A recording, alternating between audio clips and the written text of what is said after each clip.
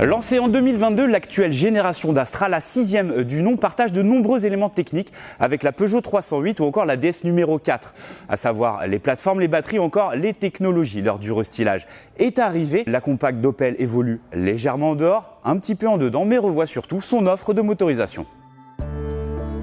La compacte au design attrayant a été très peu retouchée par les designers. La face avant noir laquée, communément appelée Visor, a été conservée, mais elle évolue.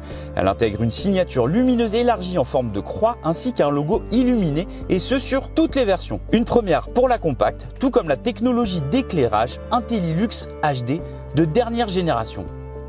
Il s'agit d'une technologie plutôt premium, souvent réservée au segment supérieur. Ici, le projecteur est adaptatif et commandé numériquement avec l'objectif d'éclairer le plus possible sans éblouir les usagers de la route. Pour schématiser, dans les pires conditions, on y voit comme en plein jour. La partie arrière, elle, est reconduite à l'identique. De nouvelles jantes et de nouveaux coloris complètent ce léger restylage.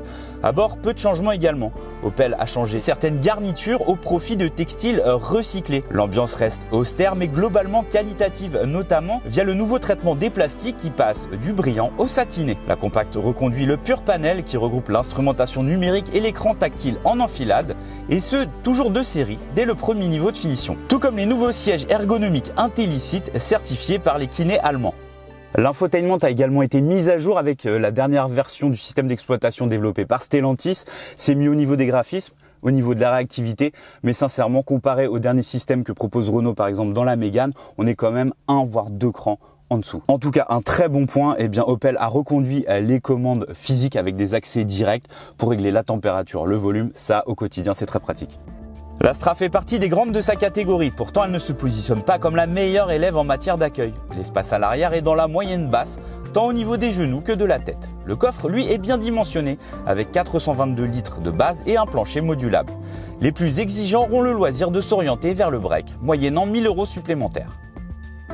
Il y a du nouveau pour les motorisations. Le cœur de gamme sera représenté par le 1 litre de PureTech micro-hybridé de 145 chevaux, alors que l'hybride rechargeable sera désormais représenté par le nouveau groupe 1,6 litre de 195 chevaux, dont l'autonomie en tout électrique grimpe à 83 km. La version électrique évolue également. Si l'Astra conserve son moteur électrique de 156 chevaux placé sur l'essieu avant, sa batterie gagne en capacité et passe à 55,4 kWh net, pour gagner une trentaine de kilomètres d'autonomie, ainsi tutoyer les 450 km.